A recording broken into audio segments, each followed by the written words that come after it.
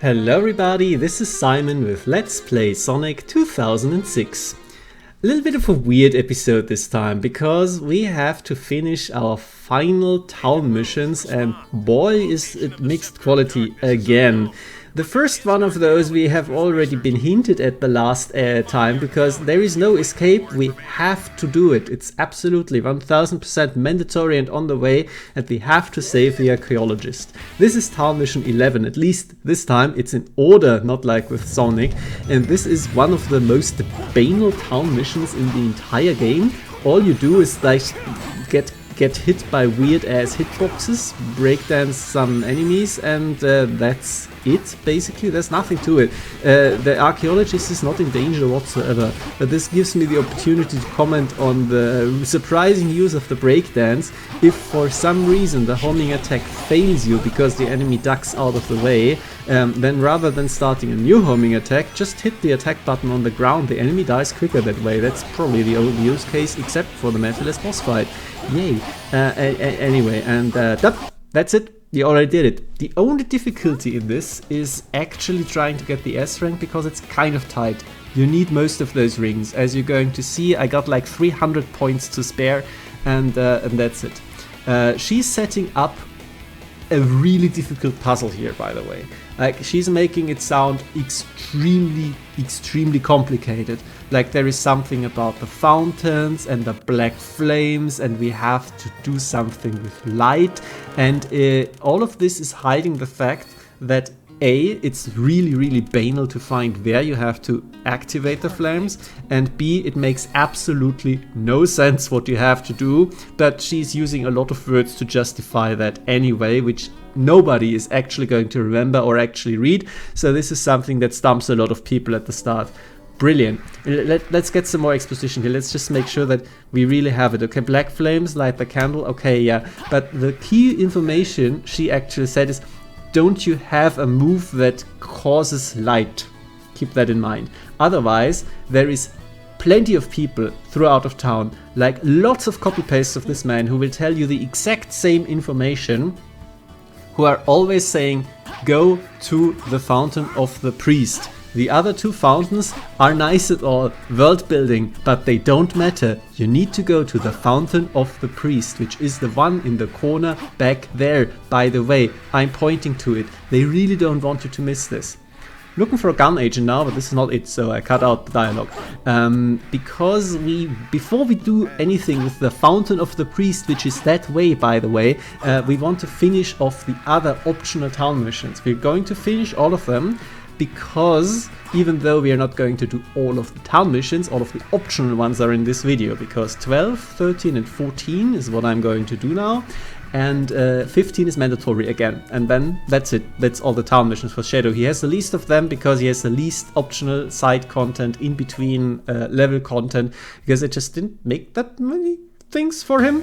Anyway, I really like the setup for here, because it's basically like, oh yeah, we know you're badass, but you want to show it to us again? Like, for fun? It's a fun setup for like the most experienced character. It makes sense. By the way, don't miss the spring like I did the first time when I tried this town mission. Not this time, but you know, when I first played the game, I was like, how do I get these rings? It's really hard to land on the narrow platforms of the fountain. Yeah, that's really stupid. If you don't do that mistake, this town mission can be tricky if you miss springs like this, because the homing attack is not as trustworthy as you think it might be. And also if you're a dumbass and overestimate the size of the ring hitbox. But other than that, it's just relatively simple going through these rings, a little bit of rooftop parkour. It's nothing bad about it. It's similar to Silver's mission, where he has to do pretty much the same thing in the same route, but Silver's is much harder because hovering off a spring jump is pretty tricky, especially when you don't know when exactly you can start the hover. For Shadow, again, they take into account that the score will always be the same, 39 rings, 100 points each, so the rest is a time bonus, and you can see it's relatively tight. Don't dawdle, and especially do not miss any of the springs, and do not try to get lost on the way, otherwise pretty simple, pretty banal, about as basic as the previous one, if we're honest here, just not for combat but for platforming. So they were really running out of ideas here, and I mean, who can blame them? It's three sets of town missions, and they obviously made Shadow's story last, so they were like, you know what, just let it jump through a few rings, and we know the explanation is flimsy, so let's just not even bother with it. Anyway, this is our eventual goal. It's the Fountain of the Priest, you know, because there's candle holders used for lighting, and maybe you should do something with them. Maybe you should light them up. Don't throw a coin in it. This is bullshit. Lady, why would you give us such stupid advice? Everybody else is like, hey, there's the Fountain of the Priest, by the way. This is useful advice. You have to go to the Fountain of the Priest. By the way, Fountain of the Priest, it's in this corner. Go there. Anyway, let's do a really dumb town mission. I hate this one. It's stupid. Because this is the Yoko Taro moment of Sonic 2006. It's basically asking, hey, you know what sucks? Side missions for ungrateful little brats. They're demanding stuff of you that is absolutely annoying, super unfun, nobody wants to do it, but you're a sucker, right? You want to 100% every stupid game you play, even the really bad ones, so we know you're gonna do it. Screw you, you little moron. This has no character development for the teenage girl who is an absolute asshole to Shadow for no reason whatsoever. She will learn nothing from this. Shadow doesn't profit of this in any way. You just go there, collect the thing, bring it back to her, and then do it again, but 5 more times. At least you don't have to bring them back individually. It's really dumb, and I don't like it, but I see how it happened. Somebody was having a little bit of a goof. Somebody was like, I have to make the stupid town mission so that we get at least 15 of them. How about we just put some object somewhere, just collecting stuff, because Shadow is not looking for children, you know, he's bad as children, he will probably shoot them in the back of the head, but getting presents for little girls that reminds him of his sordid past, you know, and his dark backstory. So that's what he's doing here. He's collecting stuff. He's collecting these random packages that the Amazon delivery driver just threw somewhere in the city, because couldn't be bothered to actually find out the address of the girl who is standing always in the same place.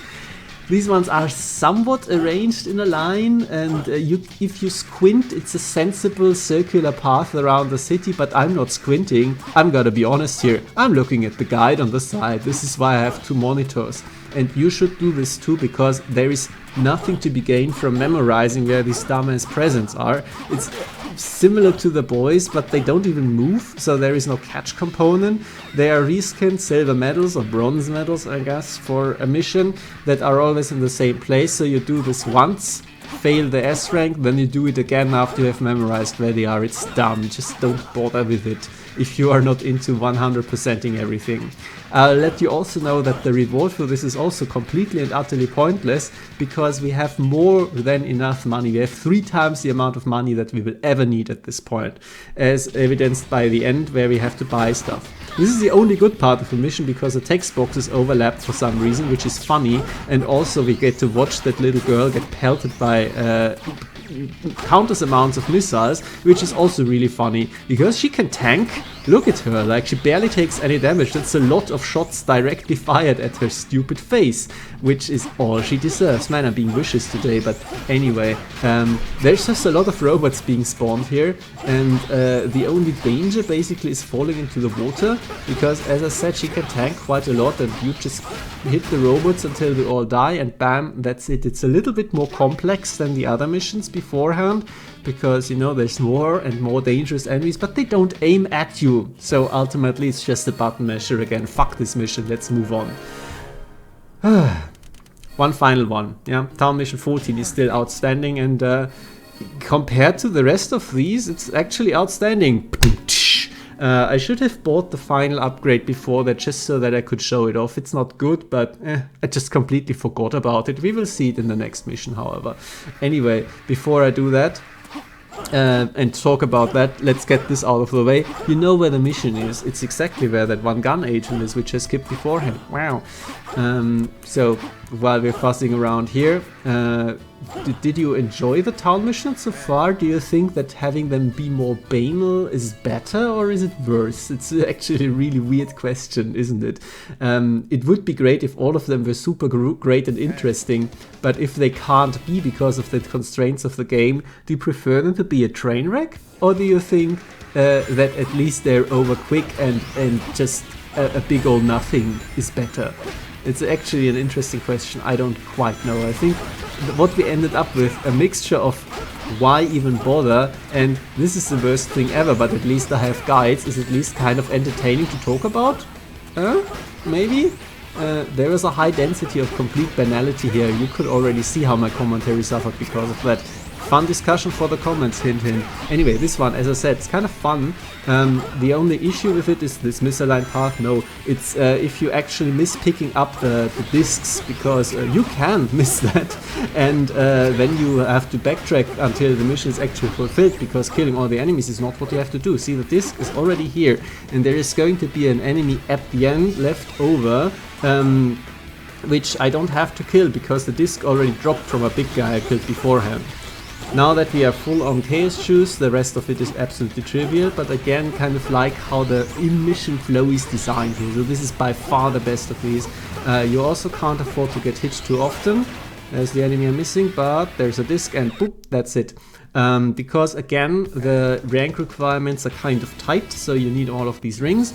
Overall, it's short, it's snappy, it doesn't hurt me too much, I kind of like it. Okay, I didn't need all of these rings, I was lying, I just was very efficient because I'm really good at this game. Anyway, that does it, that's the final optional town mission. High note, for sure, 35,000 rings, of which we will need 10,000 for the next upgrade. Let's get that, huh? But first, oh no, wait, first, no, wait, sorry. First we actually have to like do the main quest.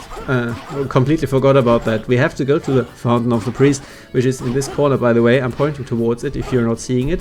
And so what do we do here? We have to light these flames, but we don't have a fire move. We have a lightning move, but it doesn't really matter because, you know, light and fire, it's hot, it's fine, and shadow is darkness aligned, so that's why he makes black flames. I'm pretty sure that story checks out. And here's the Scepter of Darkness. They made a whole model for it. Awesome. Now we can finally stop my files. I know that it's not pronounced that way. Shadow, E123 Omega has engaged Mephiles. Head to the Wave Ocean. Head to Wave Ocean immediately. Agent Shadow, E123 Omega has engaged Mephiles. Head to Wave Ocean immediately. Never fails to amuse me. Brilliant job. Man, this game was rushed, guys. What a buggy mess. Anyway, this is the final memory shard we need. It's black for some reason. It doesn't matter. It's not like it changes our shoe color. That would be stupid, wouldn't it? Now we can have, instead of the Chaos Lance, which just does damage, we now have a Chaos Blast, which is the same thing, but it deals damage in a very tiny AoE, which will never ever hit more than one enemy at the same time. It also still stuns, but you know. Anyway, next objective is actually the Ocean Gate. It's like crazy. Where could that be? I don't know where Wave Ocean is. It's not like it was the first level in the game for Sonic. It's over there, by the way. Do we have to use Lightspeed Dash for it? No, somebody installed a spring. That's very nice. It's also nice that they removed it for Sonic so that he would have to buy shoes. I don't know, man. I gave you a lot of stuff to talk about. Use the comments for that. And subscribe. God, I always feel dirty when I say this. Thank you very much for your attention.